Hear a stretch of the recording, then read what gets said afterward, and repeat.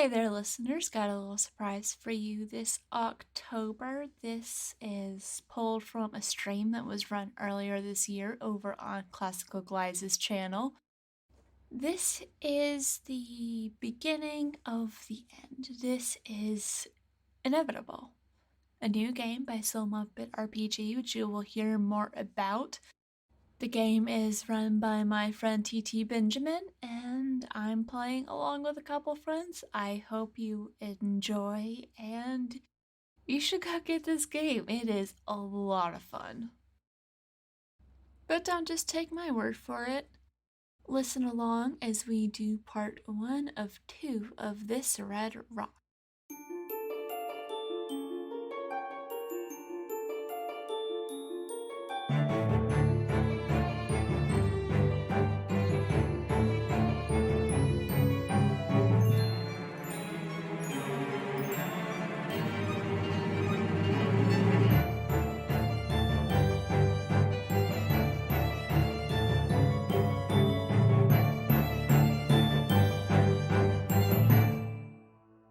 Hello, everyone. It's me, TT Benjamin, taking over Glyze's channel because my clout game is weak.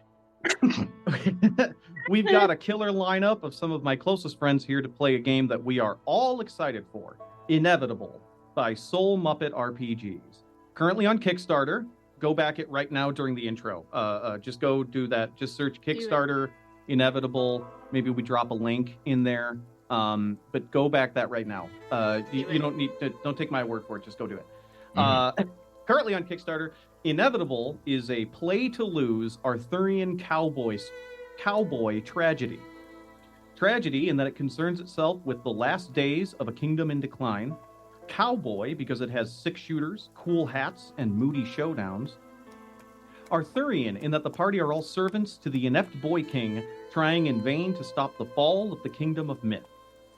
And play to lose because the game is written specifically to be a futile endeavor. Myth will fall. And all that will remain are the stories and legends of the heroes that tried at the end to save it. Let's meet our cast. Why don't we start with our gracious host, Glyza Champion. Hey, I'm Glyza. I go by they, them. It's great to meet you all. I am very nervous today. But hey, I go by they, them. You can find me on the internet at Classical Glyza. Everywhere on Twitch, TikTok. You're already here. You know me. So, hey, that's me. That's all. Thanks.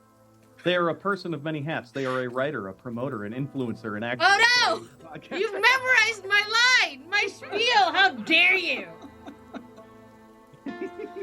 Rude! Why don't we go to Emily?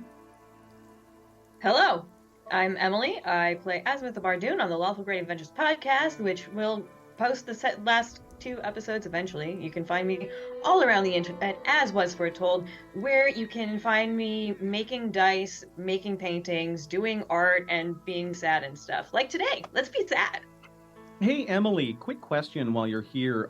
Who did the character art? Oh, that was me. Oh, it's so good, though. Aw, shucks, thanks. Do you take commissions? I do take commissions. In fact, you can just DM me on Twitter, or there's an email address in the description. Amazing. Thank you, Emily. They also make dice. Oh, God. I have so many sets of Emily dice. It's nonsense. And none of them were intentionally acquired. True. Why don't we go to Zadkiel?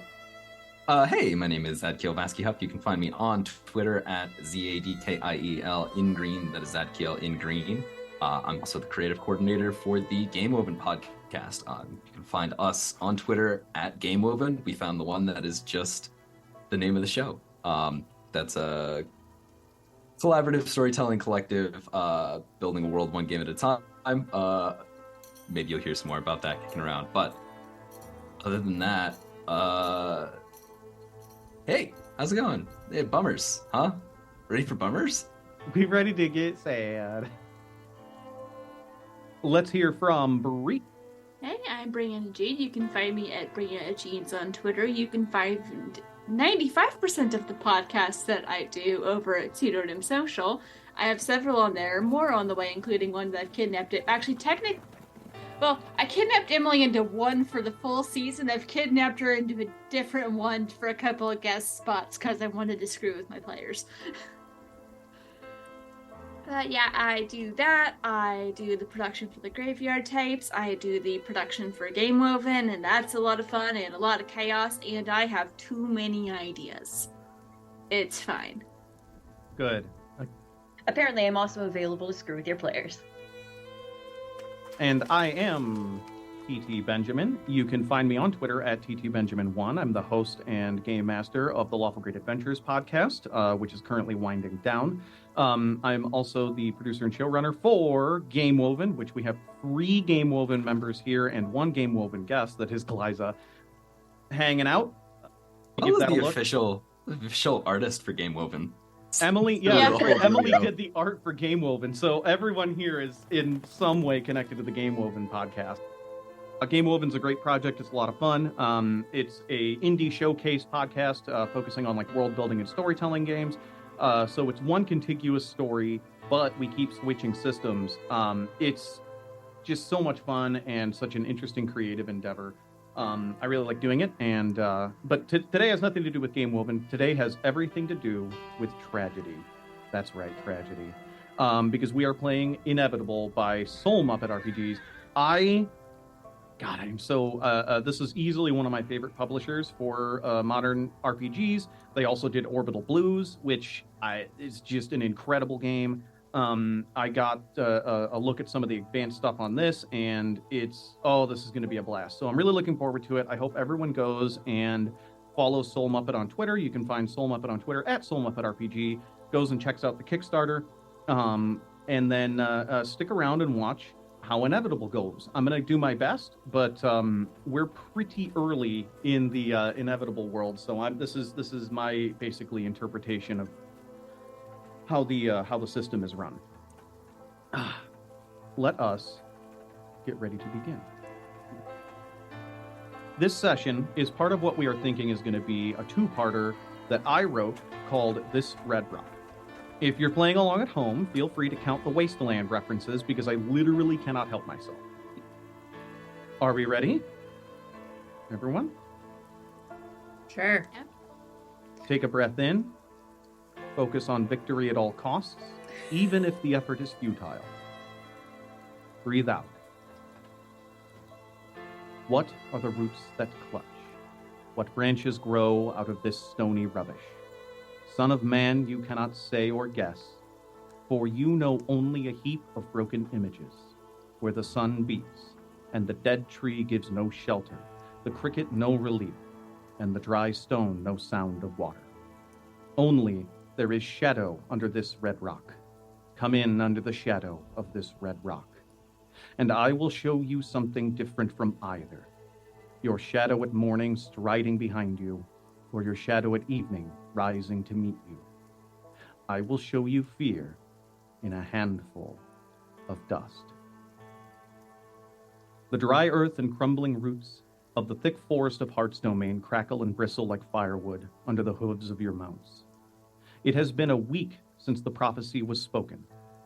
The kingdom of myth will fall.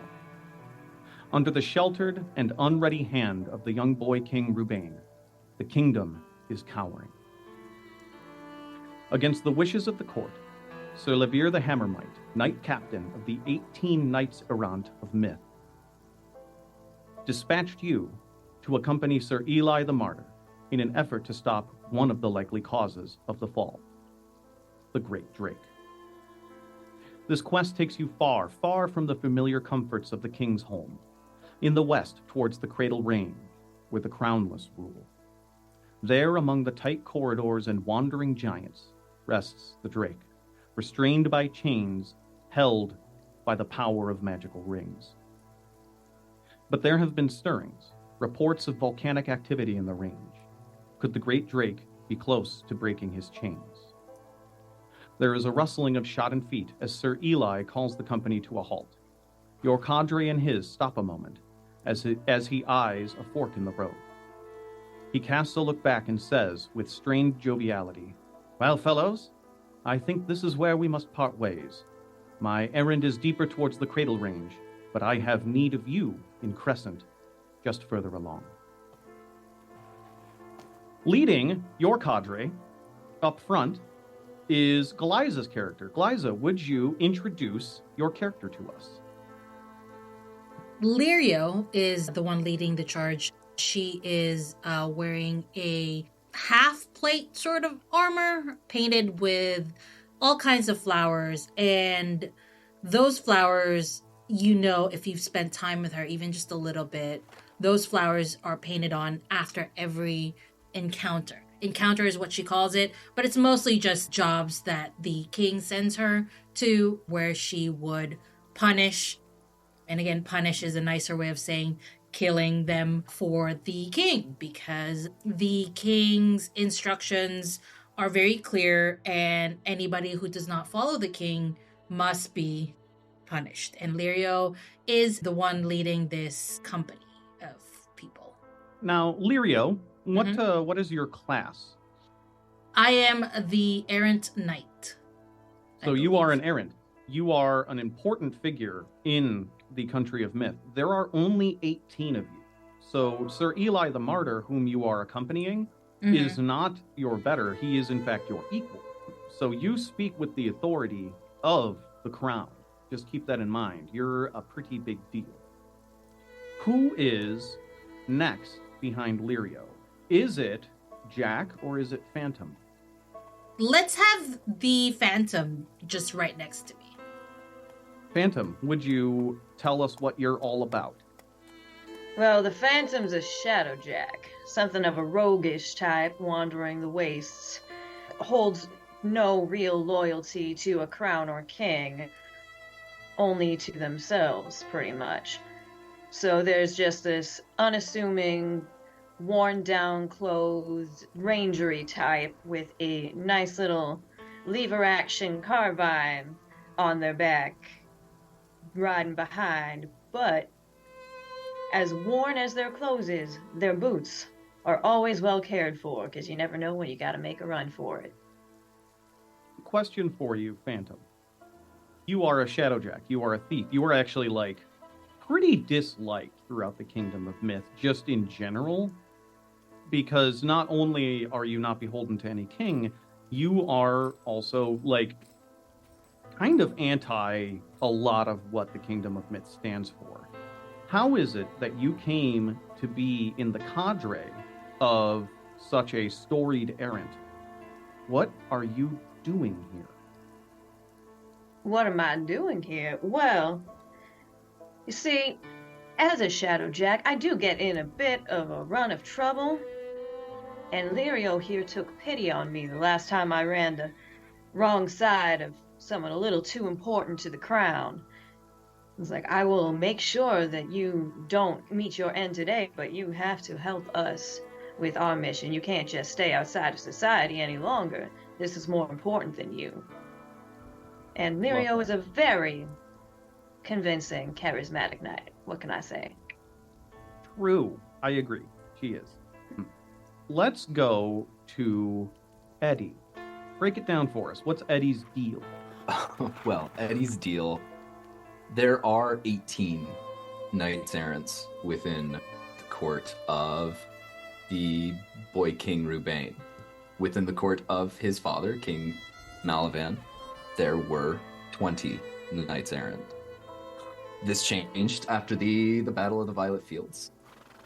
We don't talk about what happened to the 20th knight, but the 19th, Sir Eddie the Roamer, was never really well liked by the king, constantly butting heads with the king, but was the one that was... Eddie was the outrider. Eddie was the one who King Malvain trusted to know the world and to travel and to reach out to the furthest places.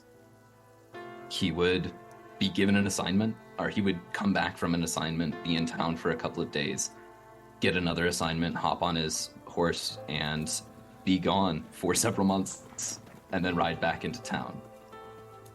things were not always necessarily discussed thoroughly, but Eddie got things done.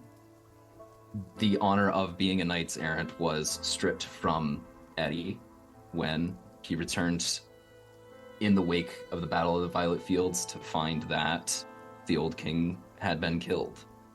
King Rubain blamed him for not being there to protect his father, and lacking any explanation as to why Eddie had been gone so far away and for so long, just basically was forced to take the fall. And then, being stripped of all lands, titles, and privileges, hopped on his horse and left the city and hasn't been seen for many, many days. And so I think as Lirio's cadre takes this forked road and separates from what was the other knight's name? Eli the Martyr. Yeah, after Eli the Martyr's cadre heads off in one direction and Lirio's cadre begins to move down the other, I think Eddie just sort of appears from the woods. He's been keeping his distance, sleeping away from the other knights. Was not with the cadre when they left Myth. Joined up 2 days later. Hasn't explained to anybody aside from Lirio why. I don't even know if we had that conversation, but you know why. I want to get to how the cadre reacts to Eddie coming out of the woods in just a second here. But first, I want to introduce our final and most mysterious cadre member, Jack. What is the Jack? Jack is a tale weaver. She's always been someone who would tell these grandiose stories to inspire other people. Some were true, some weren't. Bit of a daredevil, but she just wanted to leave behind some inspiration and some hope, even as things looked worse and worse. And one day, she broke into a giant's home, stole 2 pistols and a lyre, and ended up killing the giant on the way out. Who she was when she went in, no one remembers anymore, but she came out as Jack. You weren't always Jack. Nope, but who she was is no more. Okay, here's a question for you. One among this cadre you were very close with, not Lirio, someone else, but one person among this cadre you were very close with in your old life. Who and why would you never tell them? I think the person I was before was very good friends with the Phantom. I went off and did this job without them, though. Maybe you got called off on another job or something, but... You used to work together with the Phantom. Why would you never tell Phantom who you were? I don't know if I can. Oh. Part of becoming Jack, when you become part of that line, you have to give up everything about who you were. So you can't even say your name out loud. Yeah. Your old name. My old name is completely forgotten. I am Jack. That's dope as hell. I love that. But I think when I ran into the Phantom, I decided, well, we can be friends again. I can't tell them, but we do work very well together. Mysteriously well. Weirdly well. Also, the way you both seems a little bit weird, like a friend of mine whose name I can't remember. I don't even remember what she looked like anymore, because also most people don't really know what Jack looks like. She just looks familiar. Couldn't place her. I want to tell you one thing here before we transition over to Eddie. And that is this. On this journey, you happened to hit it off with Bright Moon, who is Eli the Martyr's basically personal mystic, part of Eli's cadre. Bright Moon is a young, inquisitive, but really short-tempered and very rude apprentice mystic who receives prophecies in her dreams. So she will basically sleep write these prophecies on parchment. So she's asleep on her bedroll, and then she'll just pull out a parchment and just start writing on them. Before Sir Eli departs and before Eddie shows up, Bright Moon, whom you've sort of bonded over something with, approaches you and hands you a wax-sealed note. And she says, I penned this last night and sealed it. I have a feeling that it needs to go to you, and I have a feeling that you are not to open it until after you have finished your business in Crescent. Understood. But I trust you with this. Jack, why does Bright Moon trust you? So I kind of had a thought of maybe when I killed the giant, what if that giant was connected to a possible apocalypse? Oh, okay. Kind of like on a link, and Bright Moon was like, realized like you were the one that sort of stopped that chain. Yeah, or the giant was threatening her family. I dig it. Okay, I love that. Okay, so I mean, your reputation kind of preceded you. Yeah, I'm the reason that her family is still safe. That's cool. I love that. So Eli and the rest of his cadre depart, heading deeper towards the Cradle Range. It is at this point that Eddie reveals himself from the trees, having followed Lirio's cadre for multiple days. Lirio, you're the first to spot Eddie. How do you react? It's with a smile at first, and then a frown, and then another smile, and Lirio quietly waves. As soon as Eddie comes close, Lirio goes, "You're back." Yep. For how long? Eddie looks in the direction that we're going, looks off towards... What's that town's name again? You're headed to Crescent. I will explain the mission when you start heading in. Looks in the direction of Crescent and then looks back at Lirio and says, I promised I'd be here for the final act. Here we are. Ah. Jack slowly puts her pistol back. How's it going? Going well. Didn't expect you to be joining us. Well, It's a surprise to everyone. well, I think Eddie, despite the dour tone and presumably the gray skies, Eddie just like gives this huge grin and just almost laughing, nearly to the edge of his voice says, well, good stories full of all sorts of twists and turns. Hey, Phantom, have we met? I was about to ask, actually. Phantom, you once ran afoul of Eddie. Whether Eddie remembers this or not is up to you two, but what happened and how long did Eddie pursue you? In weeks. Oh boy. Phantom chase. I feel like it was probably a robbery gone wrong. 'Cause at this point, everyone's gonna die. What makes the end of the world so special? So I'm just gonna keep living my life. And if you got something I want and you're not gonna be here soon, I'm just gonna take it. And again, just keep taking the wrong thing.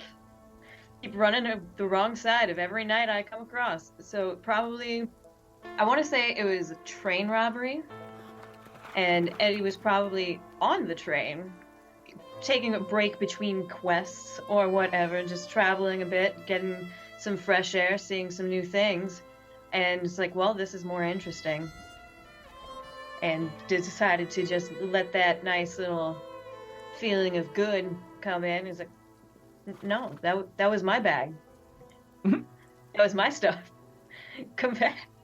It was probably a good 5-week runaround. By the end of it, we'd all just lost steam. It's like, this isn't even about a bag anymore. This is just, we need something interesting in life. Yeah. What if Jack stepped in and that's when she first re-entered your life? She just ran distraction to give you long enough to hitch a ride out of town. And that's how you know Jack. I don't know if like you realize. this. Yeah, we had that full 5-week run, right? And this entire time you were carrying this bag. The bag was full of like Didn't even valuable look in the stuff. bag. Yeah. At the end of it, when it does finally run out of steam, you know, we've got this like sort of basically Jack kind of helping this game of like 3-card Monty, keeping the Phantom just out of Eddie's reach for the entire time. we get to the end of it where we're just like, you know what, this is boring. The chase isn't worth it. And just basically like it gets arranged so that you are hanging out in a bar and Eddie walks in.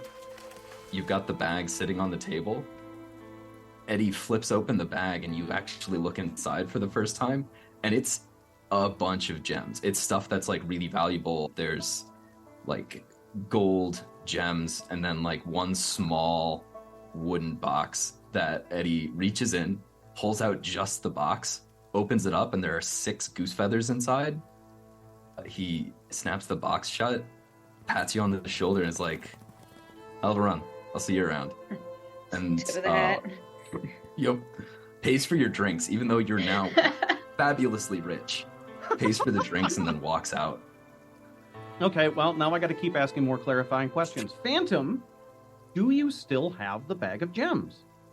No. I have the bag, but not the gem. You gave some of them to Jack for helping you not get... Gave some to you, threw some in just a mug and left it on the bar, buried some out in the desert, and then the other ones just kept leaving around places, like anywhere that I went and caused trouble. Like, here's a little something for you. Love it. Remember this when you need to pay the ferryman.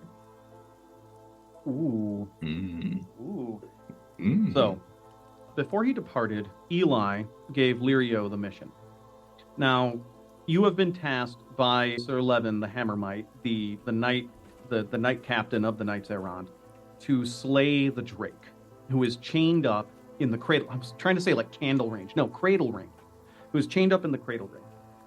Sir Eli is going to go into the cradle range ahead of you and retrieve the Drake spear, which is a weapon that has been used to kill drakes. How convenient.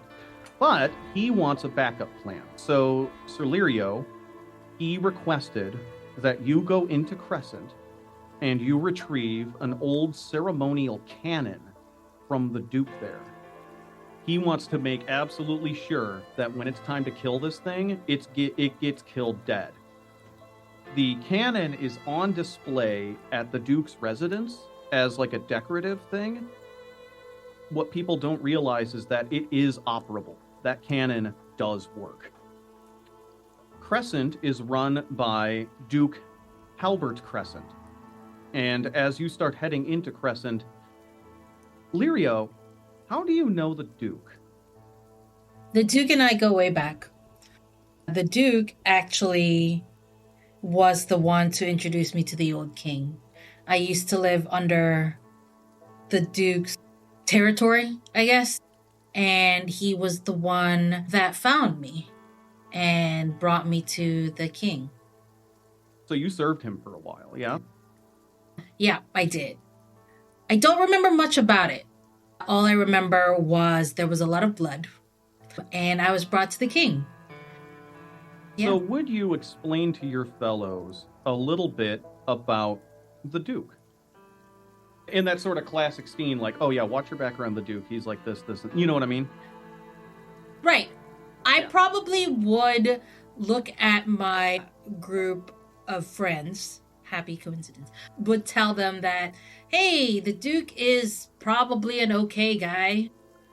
I wouldn't trust him with any of your pets or anything you really truly care about, but he's all right. Just, he's fine. Just don't trust him with the things that you love. That's all. Eddie looks over to the Phantom and says, he counts his silver and shrugs. His silverware specifically. Ah, got it. Good to know. Thank you. When the trees break along the road, you see a short distance away the city of Crescent, long fed by logging trade to the central kingdom. Beset by sandstorms and drakes, Crescent has been, for the last 300 years, a hellish endeavor to survive. You can see the smokestacks of the city churning as the logging mills carve timber to be sent further towards the king's home. The buildings are small and wooden, and the city spreads long around a bend in the Grey River like a cold embrace. At the northern edge of the city is its most unique feature, a working train station. Its use and function unlocked by mystics employed by the Duke. This train travels from Crescent to the fallen city of Hubris. Beyond the tracks is a long and treacherous canyon, and further still, you can see the very edges of the cradle range, with hints of red light glowing at the peaks of active volcanoes. The rumors were true. As you make your way into the town, you see that the road is lined with 24 executed, 12 on either side of the road walking into the city, hanging from gallows with their black hoods intact, all of them marked as traitors. By the look, these executions were recent, within the last couple of days. As you stride into the bustling worker town of Crescent, what do you do? Aside from keeping my one hand on Omega at all times. I'm going to approach everyone sort of like that was executed, that was hanging, and just sort of slowly make my way through them. And if you were near her, you would hear soft prayers. But that's pretty much all Lirio does, and continues to walk. While making a move like this. Nervous to think how he'll react to us. Pulls the hat down over the eyes. Gonna be a real shame when we end up just coming in commandeering his cannon. You notice as you are striding into town that you are very noted. Leading your cadre. Well, honestly, there are 2 knights in your cadre, one of whom is active and the other whom is not active. But it is very, very obvious that servants of the king are in town.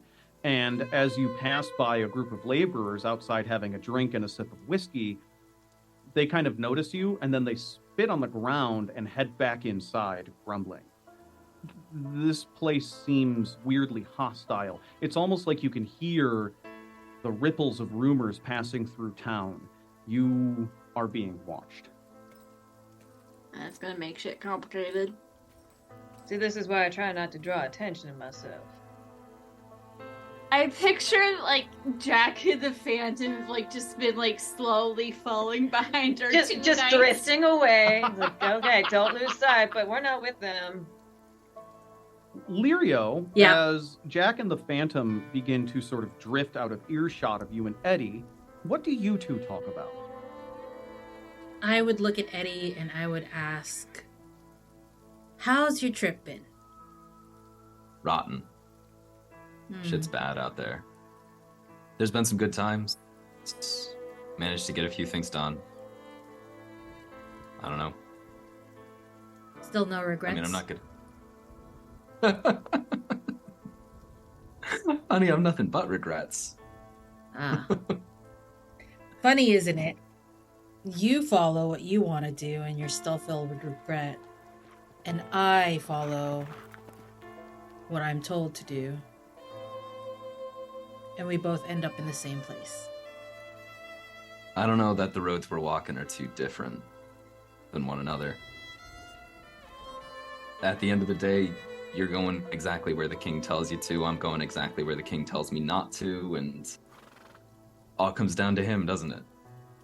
Just one asshole with a crown.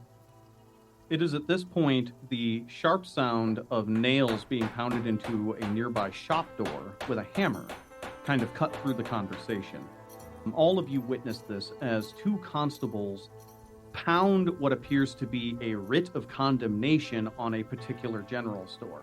The general store, all of the windows have been smashed in, and you can even see painted on the sign hanging from the general store there is the cracked crown and flame symbol of the Thronebreaker, a former knight who has begun to raise an army to conquer myth and slay the king.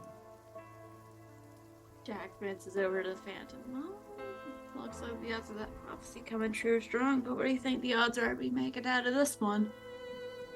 I'd say about 50-50, same as always. True. We either make it out or we don't. Phantom, you're familiar with the followers of the Thronebreaker. you've actually had an experience with them. Were you on their side, or were you on the wrong side of them? Probably started on their side. And then they pushed a little too far across the line that I didn't like. It's like, nope, I'm not going to hang around y'all no more.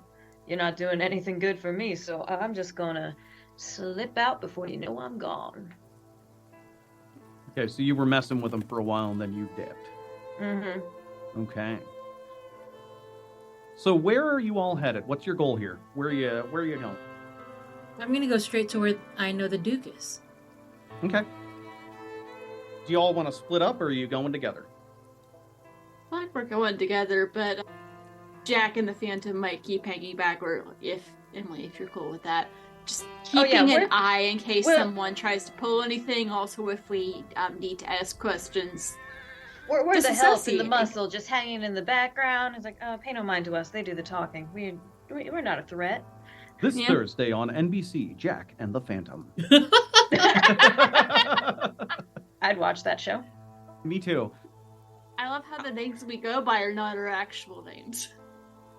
True. The pseudonym pals. Yeah. Mm-hmm.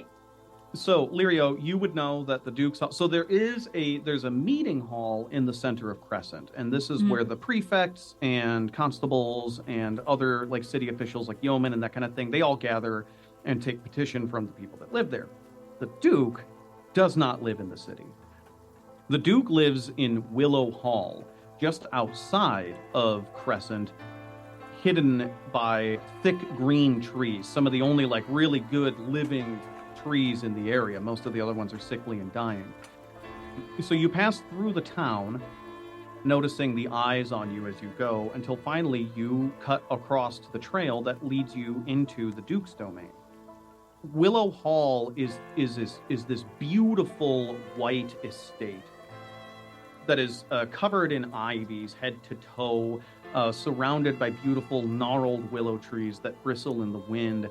And as you're standing outside of the great double doors and wraparound porch, for some reason I'm imagining it's all right. I've created it's a plantation house, so we're just gonna go with that. It's like this. It's like a plant, one of those big plantation houses, right?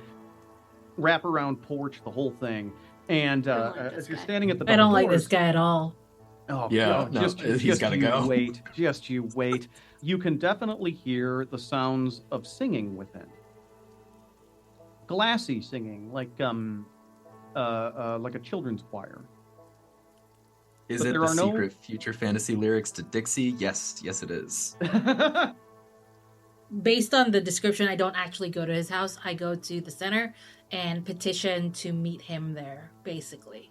Oh, you want to meet him at the yes, basically the mustering hall, huh? It's because it's the polite thing to do. You don't just go visit somebody's house and demand an audience. You demand that audience in a public space.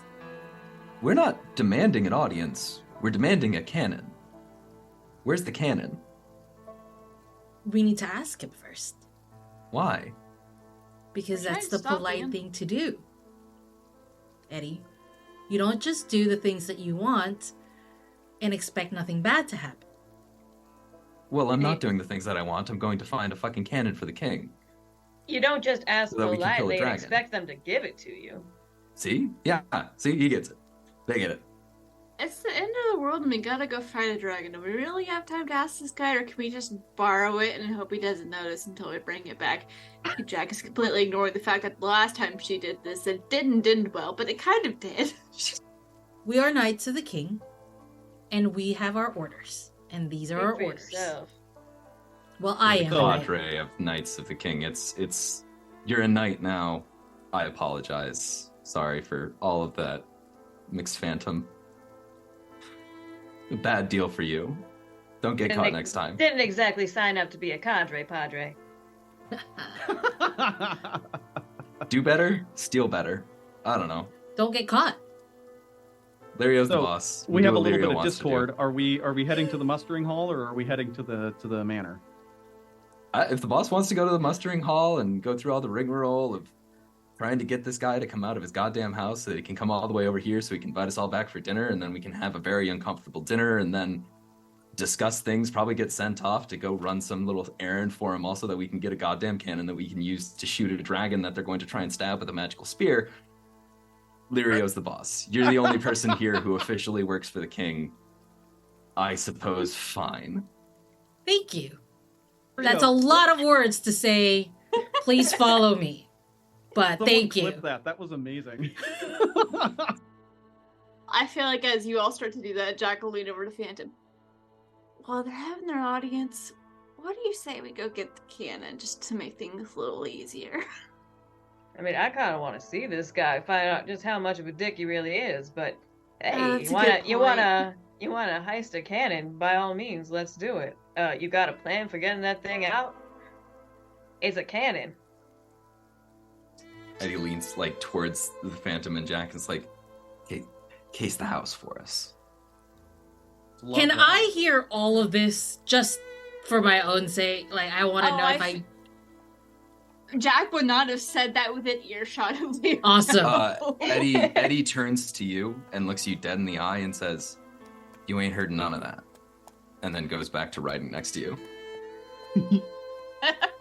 All right, let's do our first challenge of Inevitable, which is, this is going to be a pretty low-stakes challenge. It's going to be for Lirio, with Eddie assisting.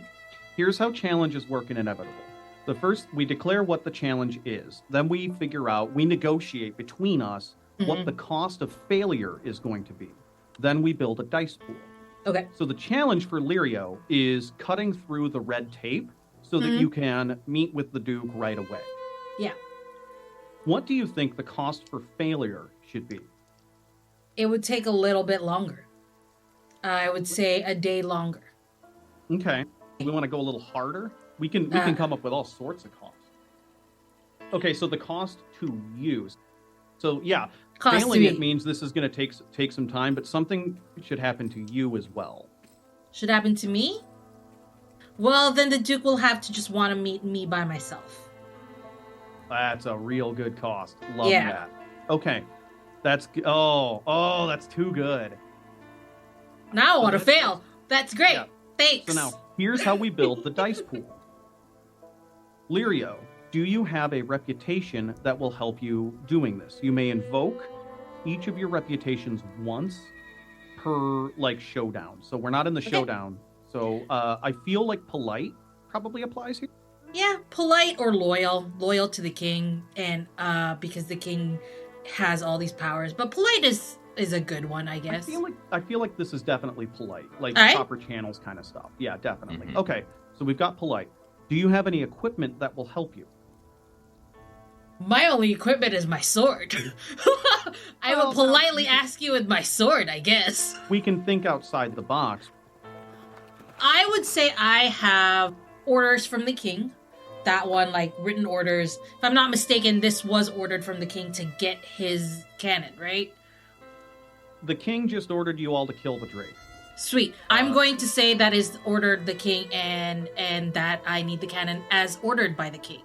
Okay, that works for me. And then, do you put yourself at risk? Yes, because the Duke and I have a very special history that I have not told the other people about.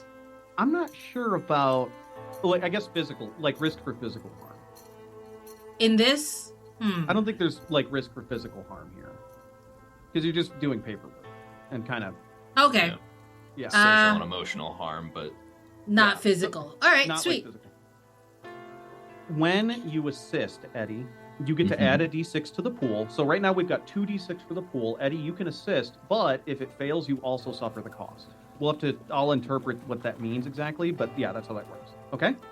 Okay. Are you comfortable with that? Absolutely. So Lirio, you will roll 3d6. Okay. What you are looking for is the highest result of the entire pool. The way that Eddie is helping is while Lirio is dealing with all of the actual officials, Eddie is kind of palling around with the kind of minor functionaries, the people who know what's going on, your mid-level or your under your secretary types. Yeah, totally. Flirting with a couple of them. Just hey, get this onto the top of the stack. Who do we need to talk to? I rolled a 3. You rolled a 3. Yeah, 3 is my highest. Oh, that's rough. So, oh, geez. A 1 through 3 fail at your task and suffer the consequence. Sweet, I'm excited. Oh boy. So both of you are going to suffer so unfortunately, the people here at the mustering hall are not impressed whatsoever. In fact, a lot of them are in the last days, the end of the world, are really not interested in this political gamesmanship. One of them says, like, okay, yeah, I'll get to it. I'll send you a courier. Could you please move along? And then they just sort of like rudely cold shoulder you out of the building. You're not sure if you're going to get responded to or what, but that's kind of all you got in you. Lirio politely waits still. And Lirio politely waits. Oh, that's rough. Meanwhile, we have Jack and the Phantom heading up to Willow Hall to case the joint. So the challenge is going to be case Willow Hall. Who's leading this? Who's the leader and who's the assist? I feel like it's probably Phantom. It's in the name. Yeah. I'm used to working alone and just sticking to the shadows, so I've just got a shadow of my own now. Okay. We're looking for like logistics, how we're gonna transport this, and also if we need to make it disappear in a hurry.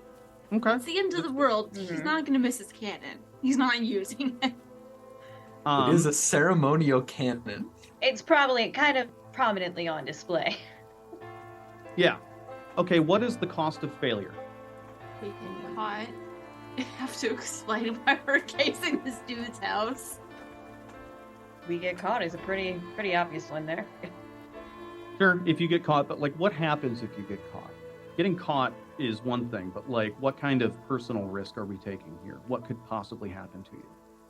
Could you lose a reputation? Could you get injured? Like those kinds of things. If I get caught doing this, I would definitely lose one of my reputations. Yeah. Okay. Elusive? Yep. How'd you know? Yeah, if you get caught, we're going to replace elusive with, what would... Stick out like a sore thumb. Blatant. Obvious. Obvious. Ooh. Yeah, there we go. All right. Ouch. So, Phantom, do you have a reputation that will help you? Elusive. Okay. Do you have equipment that will help you? I imagine I've got some thieves' tools kicking around in a bag that'll help me get in places a lot quieter. And the fact that I look unassuming. Okay. Are you doing this in an especially risky way? Probably not. Not Okay. just to case the joint. That'd be more for the important business of retrieving the cannon. Got it. Jack, what are you going to risk here for assisting? I picture like Jack might be hanging back and casing from a distance, so also like she can give a warning if she sees someone coming. Okay, but you're playing it actually safer than Phantom. Yeah, well, two-person job, you gotta have a lookout. Okay. So Phantom, I'm going to call that 2d6, because Jack is basically preventing you from being alone in doing this, but isn't taking any risks Isn't near enough to really to stop actually things be if it part gets of too this. close. Yeah. So Phantom, give me 2d6 here, and then tell me your highest. 4. 4. Ah, it's a mix. So you are going to accomplish your task, and that means you do case the joint. Some things that you discover. Oh yeah, the cannon. You can tell where the cannon was. And that was on a prominent dais display with like markings like this is the cannon that killed blah blah blah blah blah blah blah Drake. Right? Was. It is gone. You can even see that there are fresh track marks where it was wheeled away, and hoof marks and the whole thing. As you are determining this, a courier runs up really fast, knocks on the door, and delivers something to the Duke's man, and then the Duke's man spots you, Phantom, not Jack, just the Phantom, and says, "Hey, what are you doing here?" Oh, I figured I'd be a little nostalgic for a time well gone. This is restricted area. None of us know you. What do you mean time's gone? Come here. Come here. Restricted? What the hell are you talking about? I just walked through the door. What? If this is so restricted and highly... Why are you leaving your door unlocked? He accosts you and then sends you packing. And he's basically like, if I have it in my right mind that I'll call the guards here and have you thrown in the jail. Easy, easy. The shirt is vintage. Explain yourself. Why are you here? Well, I just told you. I wanted to get a little look-see at this, that here thing that I've been talking about. I heard so much about this cannon, it just didn't seem like it could be true. I thought it was just a fake little thing that they put together. And it's gone. Guess I'll never know. Oh? Returning to the scene of the crime, are you? The cannon was stolen. Who steals a cannon? Who do you think? Thieves? I don't know. Out. Get out. All right, I'm going. Jeez, bye. Don't even invite me for tea. Unfortunately, since it was a mixed success, you must now replace elusive with obvious. But you did case the joint. You know the cannon was gone, and you know it was stolen.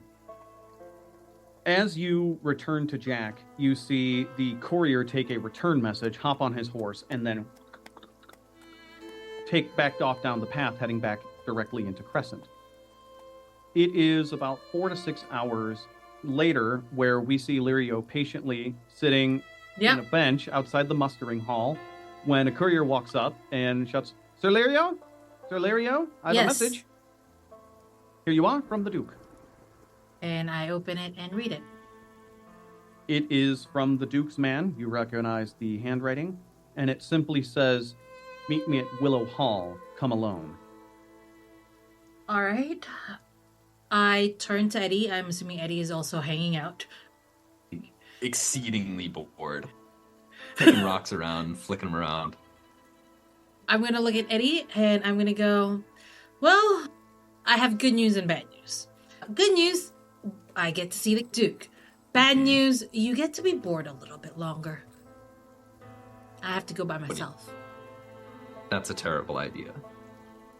Well, I understand I may have given mixed signals about the Duke being trustworthy with the things that you love and all of that, but you shouldn't worry about me around the Duke. The Duke is fine. We have history, but not like our history, so don't worry. This is a terrible idea. We could have just all gone and asked for the cannon. It is at this point that Phantom and Jack show up, hearing we could have just asked for the cannon. Actually, about that, someone beat us to it. Yeah, I got stolen. Well, Eddie, you won't be alone in waiting. Jack and the Phantom are here, and you three can have all the fun that you want while in this little town while I go meet with the Duke. Wait, what the heck are we waiting for? He doesn't have the cannon. Why don't we just leave? We didn't kill the stupid dragon already. You're gonna see the Duke?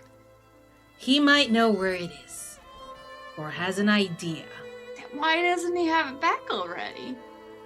Well, shoot, you're gonna see the Duke. We can try and follow the tracks. Surprised how much time we got to stop this apocalypse. It's gonna happen with or without the cannon. Wouldn't you rather have the cannon? I'm sure we would all rather have the cannon. I have my orders. And I have my dignity. I want to know who beat me to this cannon. Yeah. Then you can follow the tracks. Oh, wait, you can't. Is that permission to do so? Oh. You have to follow what I say. Yeah, and you just said that I have to follow the tracks. I heard you. You heard her say it. And then I said you can't. So wait patiently, and I will go meet with the Duke. Patience is a virtue. I don't mess with that. All right, then impatiently wait, and I shall be back. Lirio is going to go and see the Duke. What are the three of you going to do while Lirio is seeing the Duke? You all got a good place to... You guys got a good look at the grounds, right? Yeah, we gotta look around. Okay. A lot of windows? Oh, yeah. Okay. The silly fancy kind that you don't really need to invest in anymore because you need more structural thing with all the business going on. Okay, well, glad you guys got a good look around. Let me know where we're posting up on the way. We gotta be ready to bust in, pull her out once shit goes bad. So are we backing up Lirio, or are you gonna go follow the cannon? Oh, no, we're absolutely backing up. I am backing up Lirio. Okay. How about Phantom and Jack? Jack's be like, why don't you play backup because you know the grounds pretty well. I'll see if I can get an idea of where they took this cannon. You're going off on your own? How we know you're gonna come back? Because I always come back. Plus, I'm not going that far. Famous last words. I was about to say that. All right. We smash cut over to... We do it... Actually, no, not a smash cut. We do a star wipe. To outside of the Duke's residence, where Eddie and the Phantom are sort of posted up, and then Lirio heads in. Now, Lirio, I'm going to get to you in a second here. First thing that I want is I want a challenge roll from Jack for going and trying to sniff out roughly where you think, like, the tracks went or what's going on with the cannon without getting spotted. So, what do you think the cost of this is? If I get spotted by the thieves, I get injured. Oh, okay. You're going to get spotted by the thieves and potentially get injured. Love that. Okay, great. So, here we go. Jack. Do you have a reputation that can help you here? Quick-witted. Quick-witted? Okay. Do you have equipment that can help you? Not really. Explain how you're putting yourself at risk. I'm doing this alone, and I'm not entirely sure who has this, if they have anyone watching their tracks, why they've taken it.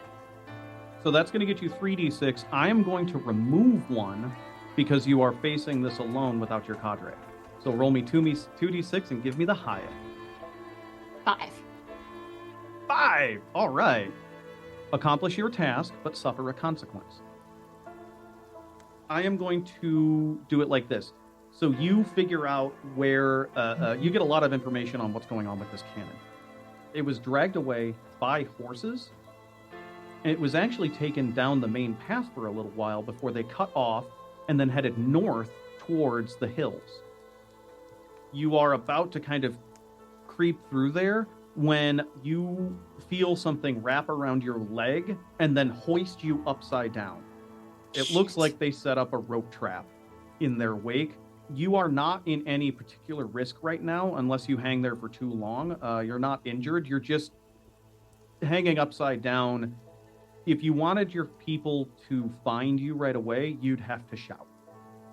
I don't want to be caught alone, so I'm just gonna... Jack has at least one knife tucked somewhere, so she's just gonna take that knife. Yourself out? Okay. Like, reach up, grab the rope, start tugging at it. All right, so we'll come back to that. Lirio, you step inside the manor of Baron Halpert, or of Duke Halpert Crescent, and you are led into the dining room. Like most of these homes that are owned by assholes, it is one of those long dining tables with the big high chair on one end, and Duke Halpert is sitting there in red, like sort of florid, like dukely robes with his sort of crown kinked off to one side.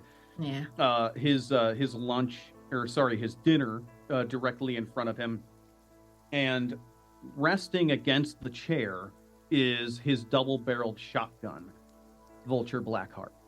Yep, that's the name of it. He's got a double-barreled shotgun called Vulture Blackheart, and he uses it to execute traitors. Great. The Duke is a beady-eyed man, and you feel bad for having sort of underplayed this man's personage. He kind of rocks back in his chair arrogantly and goes, "Ah, there you are, Lirio. Come crawling back here at the end, do ya?" Hello, Duke. It is a pleasure to see you again after all of these years. I point my sword at him that glows white. And again, in my head, I'm like, there's gotta be something fucking wrong with this sword. And so, Lirio, explain how your magic sword works. My sword works in such a way that it reveals the truth of a man's heart. It glows white if a man's heart is pure, even if on the outside they are not as pure as they seem. Every single day I wake up with it being red and black when I point it towards my heart, but whenever I finish a job and it's a job well done, it turns white. But it's never permanent for me. With the Duke, it turns white. There we are, pure as the driven snow. Now you. And I point it to mine, and it is a bit darker than I would have liked. There it is.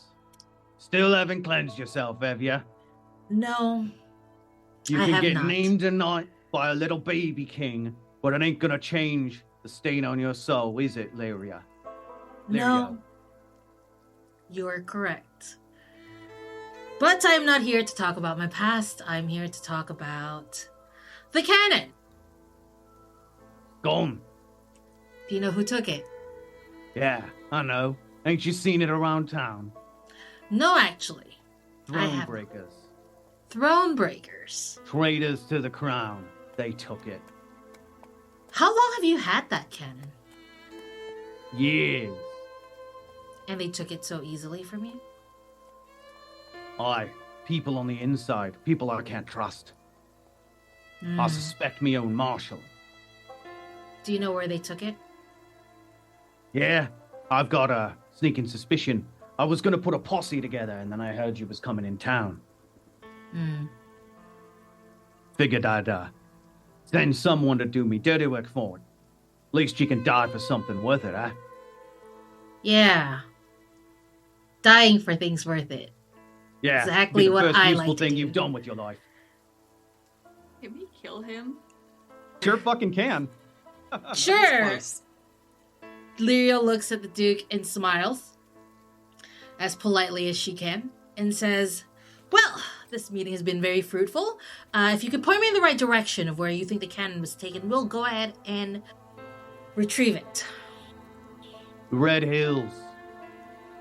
Up north of here. Hold on a sec, I gotta grab a name here really quick, sorry. Picture this as Raya's jacket. Strung up and just like, oh shit. Fact is, it's a bunch of Romans that I think are working for the Throne Breakers. And I think my own sheriff might be in league with them. You know, it's funny. I wouldn't be in this problem if you hadn't taken my sword. So You in mean- a way, this is your fault. A lot of things are my fault. We both know this. Mm-hmm. You losing the cannon, though, is not my fault. If I could have judged the heart of Aspen with that sword, then we wouldn't be in this predicament, would we? What do you need with a cannon for, anyhow? To save the world, apparently. That lot of good it's gonna do ya. Yeah. Anyway, nice to see you again, Duke. I'm on my way out. All right, close the door behind you. And I would like to slam the door, but at just the last moment, decide not to and close it politely. And walks out. Do the passive aggressive, leave it open just like a couple inches. Ooh, oh, make him stand You close up. it, but you don't latch it. So then Yeah. slowly- So it opens Don't later. take it out. Yeah, so See, he but has to that's- get up. He's not going to get up and shut that door. No. His guy is gonna do it. You hear him screaming behind you. Come back with that cannon or don't come back at all, girl.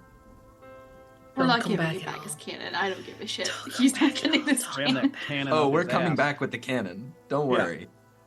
Just to clarify, don't spring an asshole like that on your players without talking about it.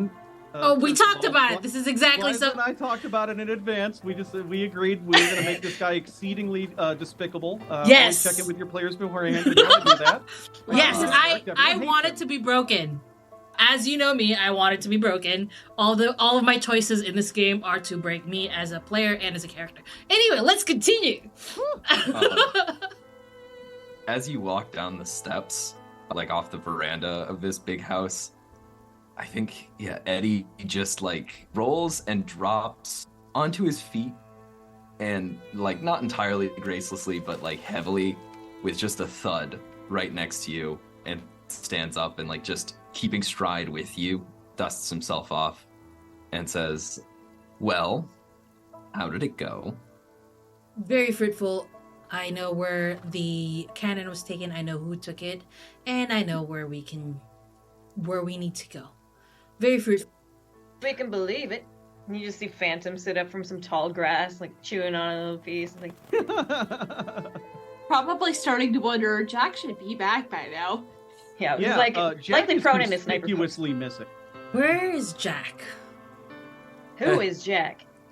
I'm kidding. Why is Jack? Why is Jack? Those are all excellent questions, and she can't tell you.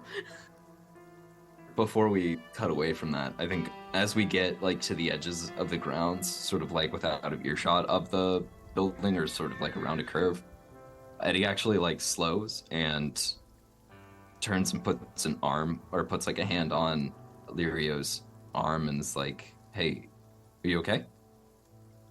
Lirio smiles, lets her head sort of rest on the arm, and then says, "Nothing I can't handle." And then straightens up and moves. So you head into the forest, following in the trail of the where the cannon got dragged away, heading north to the Red Hills north of town. When you round a bend and hear a thud as Jack frees herself from a rope trap. Thwomp. I'm standing over Jack. "Hello, Jack." Somebody caught themselves a jackrabbit. Jack just flips the phantom off. So what did we learn? With a smile, Lirio says everything the Duke says, but in a more polite, kinder way. Not sharing all the words that was shared in that meeting. Why do I get the distinct feeling that he said it a lot more of an asshole kind of way than you just put it? Because I'm not an asshole. Excellent point. So they're that way, pointing in the direction I was going. So you head towards the Red Hills. Part of how Inevitable is written is you can dwell on the character chatter a little bit, but they're they want to keep you just moving, thing, step, which is, I'm not criticizing anyone. I'm just this is sort of the natural pace of the game. I know how much y'all can talk. We could have done this entire session without actually playing a game. We're just True. I've been there, which is it's fine. called having friends, Ben. Love you guys. Love y'all so much. Love You you. torture me every day. You reach the sort of the edge of the Red Hills crest over something, and you can definitely tell that you've been spotted, because Eddie, you see in the distance, bouncing from hill to hill, the glint of little flecks of light coming from various outcroppings and cosps. You know what this is. They've seen you, and they are communicating your location and who you are by way of mirrors.